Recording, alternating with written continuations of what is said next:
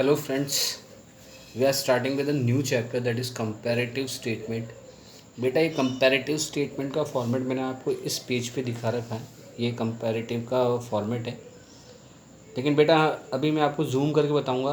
पहले तो ये आपकी एक लाइबिलिटी साइड बनाई है मैंने, यहाँ पे टोटल है, इसके बाद असेट साइड है, फिर यहाँ पे टोटल है, ठीक है।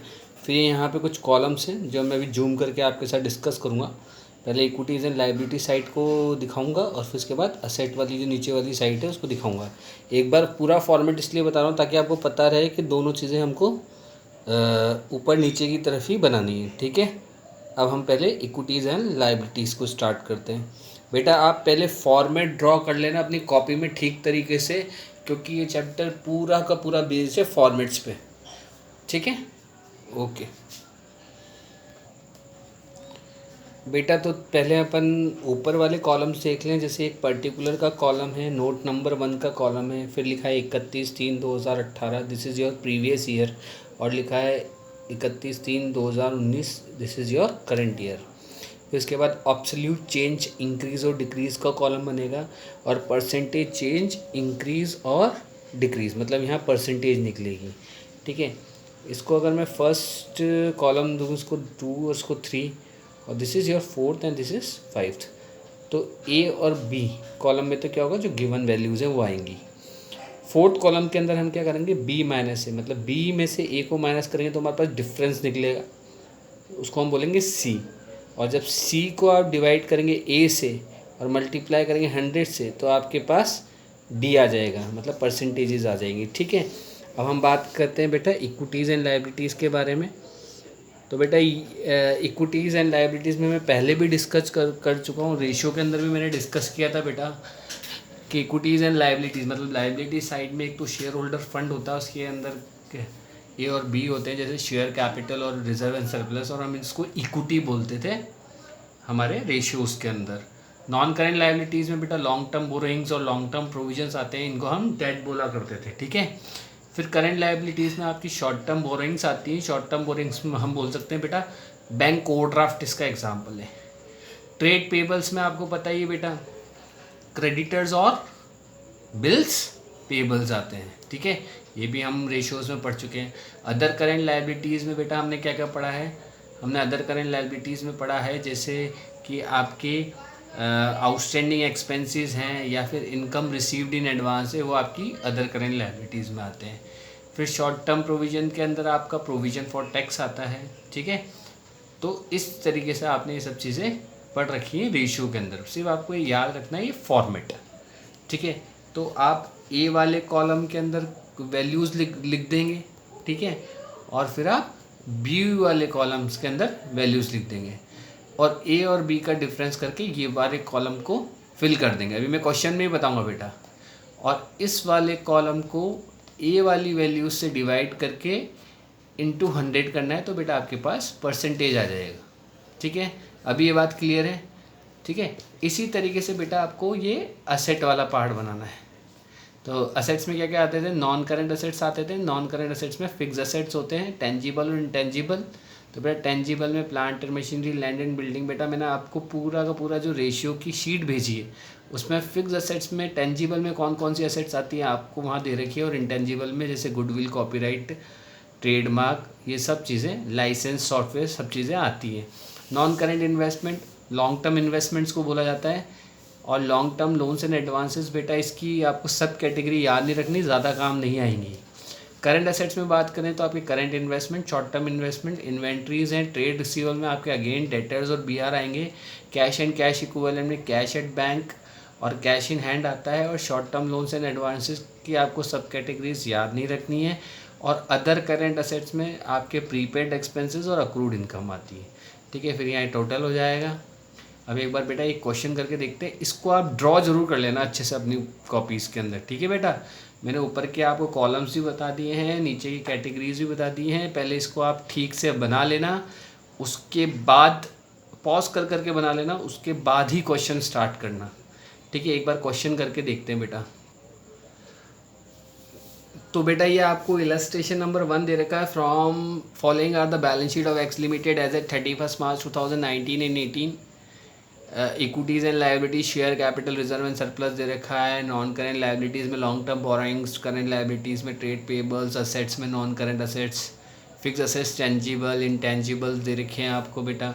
करेंट इन्वेस्टमेंट्स भी दे रखे हैं, जैसे 5 लाख, 4 लाख इन्वेंट्रीज दे रखी हैं। Cash and cash equivalent 2 lakh, 1 lakh दे रखा है। ठीक है, आपको क्या बनाना है बेटा, कंपैरेटिव बैलेंस शीट बनानी। ठीक है, तो आप एक बात ध्यान रखें बेटा, 2018 के फिगर पीछे दे रखे हैं और 31/3/2019 के इधर दे रखे हैं, लेकिन हमको according to format previous year को पहले रखना है और करंट ईयर को बाद में रखना है। ठीक है, तो हम ऐसा फॉर्मेट बना लेंगे बेटा।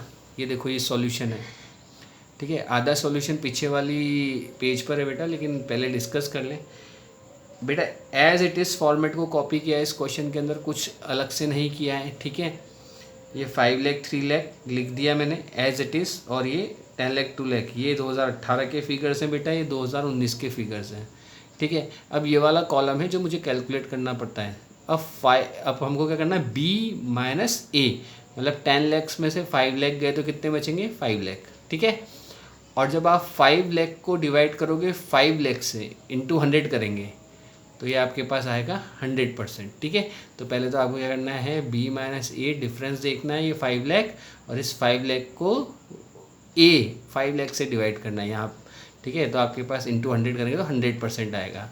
ठीक है, ये वो आपका परसेंटेज चेंज वाला कॉलम है, इंक्रीज और डिक्रीज, और ये एब्सोल्यूट चेंज। ठीक है, अब जैसे यहाँ पे 3 लाख है, 3 लाख और 2 लाख, तो बेटा 2 लाख में से 3 लाख माइनस करोगे तो -1 लाख आएगा, और -1 लाख को 3 लाख से डिवाइड करोगे इंटू 100 करोगे तो 33.33% आएगा। तो बेटा इसको हमने नेगेटिव दिखाने के लिए ब्रैकेट में शो किया है। ठीक है, इसी तरीके से लॉन्ग टर्म बोलेंगे, 5 से 8 हुई तो 3 lakh, 3 lakh divide by 5 lakh, 3 lakh divide by 5 lakh into 100, तो क्या आया 60%। ठीक है, कैलकुलेटर में आप इजीली कर लोगे इसे बेटा। ट्रेड पेबल्स 2 लाख से 4 लाख हुए। ठीक है, तो 4 लाख में से 2 लाख माइनस किया तो 2 लाख, और 2 lakh divide by 2 lakh into 100। ठीक है, तो ये टोटल हो गया। तो बेटा ये आपकी असेट साइड बन गई, सॉरी लाइबिलिटी साइड बन गई। ठीक है, फिर 15 लाख टोटल आया है इस वाले कॉलम का, और 24 लाख इस वाले कॉलम का। इनका डिफरेंस क्या, 9 लाख। 24 लाख में से 15 लाख 9 लाख, 9 लाख डिवाइड बाय 15 लाख, तो ये 60% आ गया बेटा। तो आपकी लाइबिलिटी साइड बन गई। असेट साइड भी इसके नीचे ही बनेगी। एक चीज़ और मैं बता दूं बेटा, ये जो आपकी 2 लाइनें, दिस इज़ ऑल्सो इम्पॉर्टेंट। आपको comparative balance sheet of X limited as at 31 March 2018 and 19 clearly लिखना है, हेडिंग मेंशन करना है। ठीक है बेटा, अब देख लेते हैं एक बार असेट साइड को। ठीक है, तो बेटा ये आपकी असेट साइड है। अगेन मैंने फिगर्स लिख दिए हैं, ये वाले फिगर्स भी लिख दिए। ये 2018 के हैं, ये 2019 के हैं। जो जो चीज़ें गिवन थी बेटा वही मेंशन करिए। करंट असेट्स की इन्वेंट्री और कैश एंड इक्विवेलेंट, मतलब फॉर्मेट रिड्यूस हो जाता है जो भी गिवन होता है उसके अकॉर्डिंग। ठीक है, यहाँ पे हमने 14 में से 8, 3 में से 2, 5 में से 4 और 2 में से 1 माइनस कर दिया, तो ये वाला कॉलम आ गया है। फिर ये 6 लाख को डिवाइड किया 8 लाख इंटू 100, तो ये परसेंटेज आ गई। 1 lakh divide by 2 lakh into 100 तो 50% आ गई। 1 lakh divide by 4 lakh into 100 तो 25% आ गया। तो ऐसे हमारा क्वेश्चन कंप्लीट हो गया। एक क्वेश्चन फटाफट से नया देखते हैं बेटा। अब बेटा ये क्वेश्चन है आपका, illustration number 2, from the following information prepare comparative balance sheet of X limited. तो बेटा इसमें रिजर्व एंड सरप्लस देगा, शेयर कैपिटल देगा। तो बेटा आपको पता है शेयर होल्डर फंड का पार्ट है, मतलब इसको हेडिंग सब हेडिंग वाइज नहीं अरेंज किया है बेटा, तो हेडिंग एंड सब हेडिंग वाइज हमें अरेंज करना पड़ेगा आंसर्स के अंदर। अब जैसे लैंड एंड बिल्डिंग है, प्लांट एंड मशीनरी है, ट्रेड पेबल्स हैं, तो ट्रेड पेबल्स बेटा करेंट लाइबिलिटी के अंदर आते हैं। लैंड एंड बिल्डिंग और प्लांट एंड मशीनरी बेटा आपके नॉन करेंट असेट्स में फिक्स असेट्स होते हैं, उसमें टेंजिबल में आते हैं। ठीक है, गुडविल है वो बेटा फिक्स असेट्स के अंदर है ना, फिक्स असेट्स के अंदर आता है। बी पार्ट के अंदर इंटेंजिबल में। फिर आपके इन्वेस्टमेंट है वो आपके नॉन करेंट इन्वेस्टमेंट्स है, करेंट असेट्स है, फिर लॉन्ग टर्म बोरिंग्स है। तो बेटा अगर आपको फॉर्मेट याद है और पता है कौन सी चीज़ किस में आती है तो आप इसको कैसे अरेंज करेंगे। ठीक है, तो बेटा ये आपका हेडिंग है और ये फॉर्मेट के कॉलम है। दूसरे पेज पे क्वेश्चन सॉल्व कर रखा है। ठीक है, तो देखो बेटा इन्होंने क्वेश्चन को किस तरीके से अरेंज किया है। सबसे पहले equities and share holder fund लिखा, क्योंकि वो share capital reserve and surplus के अंदर आते थे, उन दोनों को लिख दिया। इसमें बेटा नो चेंज आया तो परसेंटेज भी नहीं निकलेगा। इसमें 6 से 12 लाख हुआ तो 12 लाख माइनस 6 लाख, तो 6 lakh divide by 6 lakh into 100 तो ये आ गया। नॉन करेंट लायबिलिटीज़ में लॉन्ग टर्म बोरिंग्स गिवन थी, ठीक है। ये हेडिंग्स आपको याद रखनी है क्योंकि क्वेश्चन अरेंज होके नहीं आया है। करेंट लायबिलिटीज़ में ट्रेड पेबल से गिवन है तो वो भी आपने लिख दिया, ठीक है। अब बेटा यही परसेंटेज भी यहाँ निकल जाएगा। अब देखो असेट्स में क्या किया है, नॉन करेंट असेट्स और फिक्स असेट्स और यहाँ पे लिखा टेंजिबल असेट बेटा, क्योंकि टेंजिबल में भी हमें 2 असेट्स गिवन थी, ठीक है। तो हम क्या करेंगे बेटा, टेंजिबल असेट्स लिखेंगे और यहाँ पे लिख देंगे 1, ठीक है। और एक ये नोट नंबर 1 बनाएंगे। देखो यहाँ पे इसने बना रखा है, इसमें इसने लिखा tangible asset land and building plant and machinery 2018-2019, ये दोनों सालों की लिख दी, इनको टोटल कर लिया। अब इस टोटल को इसने यहाँ लिखा है बेटा, ठीक है। तो ऐसा ही हमें करना है। अब यहाँ पे मेंशन कर दिया 1, मतलब वर्किंग नंबर 1 में देख लो, यहाँ पे इन दोनों का डिफरेंस लेना है। ये डिफरेंस आ गया 2,30,000 को 20 लाख से डिवाइड किया तो 11.50% है। इंटेंजिबल में भी बेटा हमारे पास गुडविल थी, तो इसने इसके आगे 2 मार्क कर दिया और इंटेंजिबल सेट लिखे। गुडविल में से 1 लाख था और डैश था, तो 1 लाख और डैश का टोटल तो 1 लाख डैश ही आएगा, तो 1 लाख डैश। तो 1 इसमें 0 में से -1 लाख करोगे तो नेगेटिव 1 लाख आ जाएगा, और negative 1 lakh divide by 1 lakh करोगे तो 100% नेगेटिव आ जाएगा। फिर बी इन्वेस्टमेंट्स, वो हमें अलग से गिवन थे, वो लिखती है बेटा, और करंट असेट्स भी हमको अलग से गिवन थे, वो लिखती है, ठीक है। दोनों तरफ टोटल्स आ जाएंगे, ये दोनों टोटल इन टोटल्स के मैच करेंगे, क्योंकि ये बैलेंस शीट है, वो लाइबिलिटी साइड है, ये एसेट साइड है, ठीक है। और इनके भी आपको डिफरेंसेस निकाल के परसेंटेज निकालना है, ठीक है।